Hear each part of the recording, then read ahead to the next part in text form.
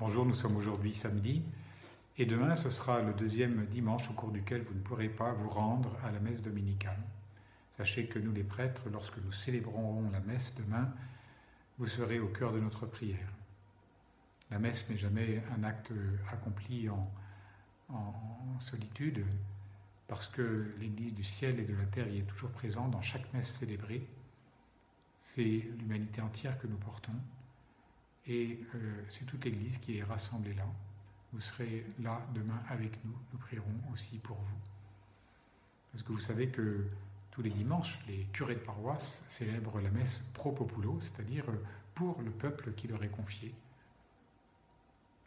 Vous pourrez évidemment suivre la messe dans les différents médias qui sont à votre disposition, soit sur le site du diocèse qui retransmet la messe qui est célébrée à la grotte de Lourdes. Vous pouvez sur la télévision suivre la messe sur France 2 ou sur KTO. Rappelez-vous aussi qu'il y a des messes célébrées sur Radio Présence. Il y a des gens qui n'ont pas de télévision, il y a des gens qui n'ont pas Internet, qui ne savent pas s'en servir. Faites circuler aussi l'information autour de vous. Je vous propose aussi demain, que vous soyez en famille, en communauté, de célébrer une petite liturgie domestique.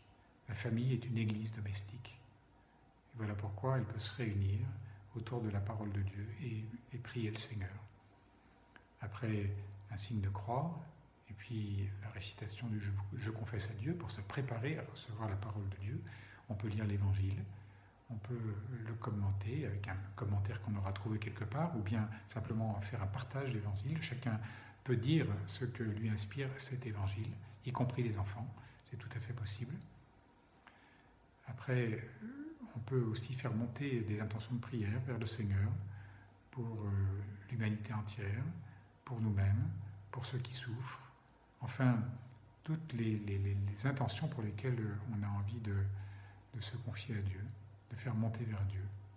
Après le Notre Père, on peut prendre un temps de silence et faire une communion spirituelle. La communion spirituelle est quelque chose de très traditionnel dans l'Église parce qu'il y a beaucoup de cas au fond où nous ne pouvons pas participer à la messe dominicale. Quand nous sommes dans un pays où il n'y a pas de chrétiens, où il n'y a pas de prêtres, lorsque nous sommes confinés, malades ou en prison, eh bien, l'Église a déjà pensé à cela et nous propose de nous unir, de manifester au Seigneur notre désir de nous unir à lui.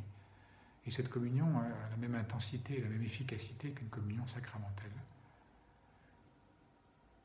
Après le signe de la croix, nous pouvons nous confier à Marie. Je crois que tous ces moments que nous vivons en ce moment, où nous nous réunissons par la prière, vont nous faire grandir dans la foi.